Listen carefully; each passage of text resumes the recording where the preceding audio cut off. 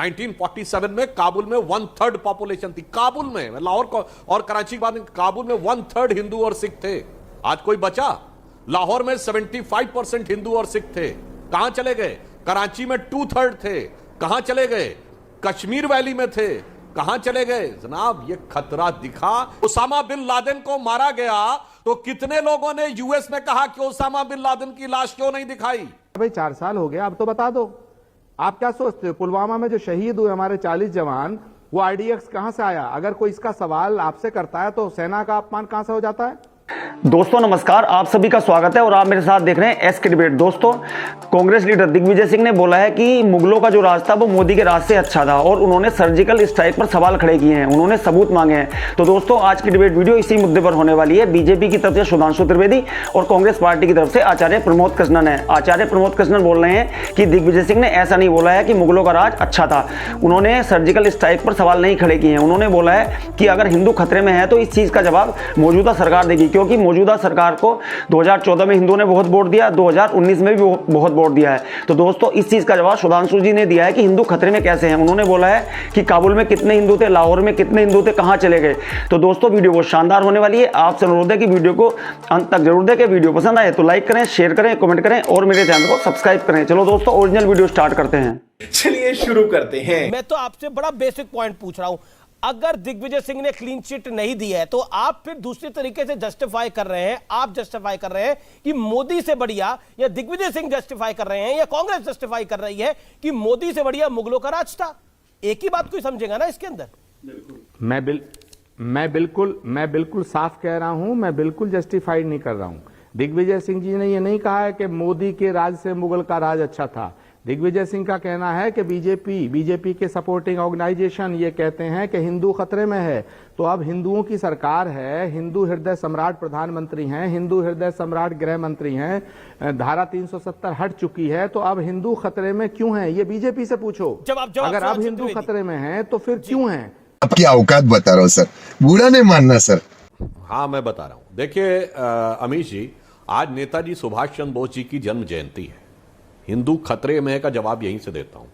जब नेताजी 1938-39 में अंग्रेजों की नजरबंदी में से, गिरफ्तारी में से निकलकर कलकत्ता से पेशावर होते हुए काबुल गए थे, तो वो काबुल में कहां रुके थे? किसी को ध्यान है? एक मेहरोत्रा जी थे जो ड्राई फ्रूट्स के बड़े व्यापारी थे, उनके घर पे शरण ली थी। कितनी पुरानी बात है? सिर्फ 85, 83, 84 साल पुरानी। अब बताइए, बचा कोई काबुल में मेहरोत्रा? पूछना चाहता हूं।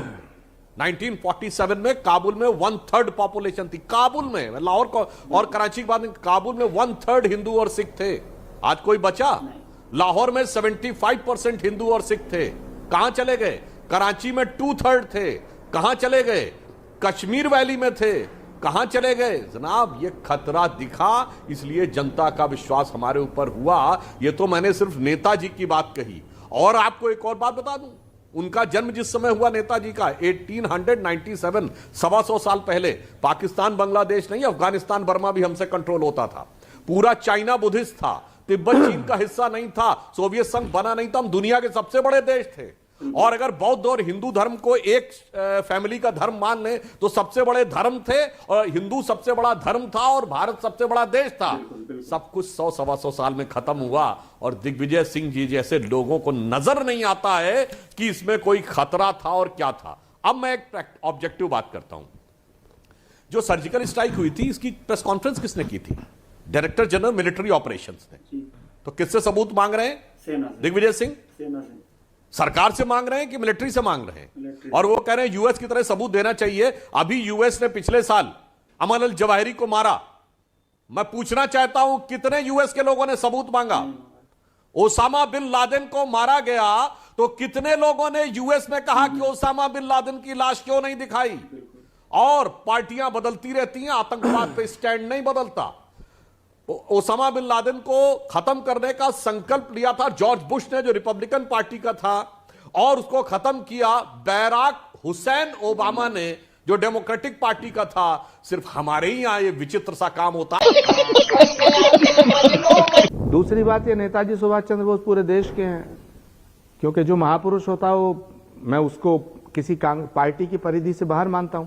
दूसरा पॉइंट अभी आपने कहा कि भाई ये सबूत मांगने वाली बात, दिग्विजय सिंह जी ने सर्जिकल स्ट्राइक के सबूत मांगे हैं, तो दिग्विजय सिंह कौन है? 10 साल चीफ मिनिस्टर रहे हैं, कांग्रेस के बड़े नेता हैं, मेंबर ऑफ द पार्लियामेंट है। और जब सर्जिकल स्ट्राइक हुई तो ये भारत के जवानों के शौर्य का एक प्रतीक माना गया। आज भी हम कहते हैं भारत के जवानों का शौर्य है, तो शौर्य उन्होंने इतना बड़ा, जब हमारे जवानों ने जो इतनी बड़ी बात करी, तो आप अगर सरकार से पूछा जाता भाई 4 साल हो गया, अब तो बता दो आप क्या सोचते हो? पुलवामा में जो शहीद हुए हमारे 40 जवान, वो आरडीएक्स कहां से आया? अगर कोई इसका सवाल आपसे करता है तो सेना का अपमान कहां से हो जाता है? पठानकोट में हमला क्यों हुआ? उरी में हमला क्यों हुआ? गलवान में 42 जवान शहीद हुए, तो आपसे कोई ये पूछे ही ना क्या? आप चाहते क्या है? ये डेमोक्रेसी है, सवाल पूछना कोई देशद्रोह नहीं है। ये क्या है? एक नंबर का डिब्बा है, डिब्बा। देखिए, हम सिर्फ ये कहना चाहेंगे, ये राजनीति में अमेरिका क्या नहीं बोला है, जा रहा है उससे अधिक ये महत्व का पाकिस्तान कौन नहीं है। बोल रहा है। वही तो मैं कहना चाह रहा हूं। यह सिर्फ भारत एक ऐसा देश है जहां आतंकवाद को लेकर राजनीतिक दलों के 2 अलग अलग सुर होते हैं। दुनिया में कोई देश ऐसा नहीं जो आतंकवाद से लड़ रहा हो, वहां राजनीति में दल बदलने के ऊपर आतंकवादियों के लिए इतना बड़ा चेंज आ जाता हो कि दिग्विजय सिंह जी का ही स्टेटमेंट कोट कर रहा हूं, इनकी नजर में ओसामा जी हो जाता है, हाफिज साहब हो जाता है, इनकी नजर में इशरत जहां बिहार की बेटी हो जाती है, इनकी नजर में जाकिर नायक शांति का मसीहा हो जाता है, अफजल हालात का मारा हो जाता है, याकूब मेनन की जुडिशियल किलिंग हो जाती है, बुरहान वानी भटका हुआ नौजवान हो जाता है, और भारत की सेना का अध्यक्ष सड़क छाप गुंडा हो जाता है। जी। उन्हीं लोगों को सबूत चाहिए। ठीक। देखा दोस्तों वीडियो में, आचार्य प्रमोद कृष्णन बोल रहे हैं कि दिग्विजय सिंह सेना पर सवाल नहीं खड़े कर रहे हैं, वो सरकार से सवाल पूछ रहे हैं और बोल रहे हैं कि पुलवामा में इतना आरडीएक्स कहां से आया और हमारे इतने जवान कैसे शहीद हो गए। तो वहीं सुधांशु जी बोल रहे हैं कि ये वही लोग हैं, ये वही कांग्रेसी हैं जो आतंकवादियों को सम्मान देते हैं और सेना का सम्मान नहीं करते। ये आतंकवादियों को हाफिज जी, बुरहान वानी जी ऐसे कह के संबोधित करते हैं। तो वहीं बता रहे हैं कि अफगानिस्तान में, काबुल में, पाकिस्तान में, लाहौर में, कश्मीर में कितने हिंदू थे, कहां चले गए? अगर ये हिंदुओं पर खतरा नहीं है तो क्या है? तो दोस्तों आपको वीडियो कैसी लगी कमेंट सेक्शन में कमेंट करके बताएं, और अगर वीडियो पसंद आई हो तो लाइक करें, शेयर करें, कमेंट करें और मेरे चैनल को सब्सक्राइब करें। चलो दोस्तों, मिलते हैं अगली वीडियो में। जय हिंद, वंदे मातरम, जय श्री राम।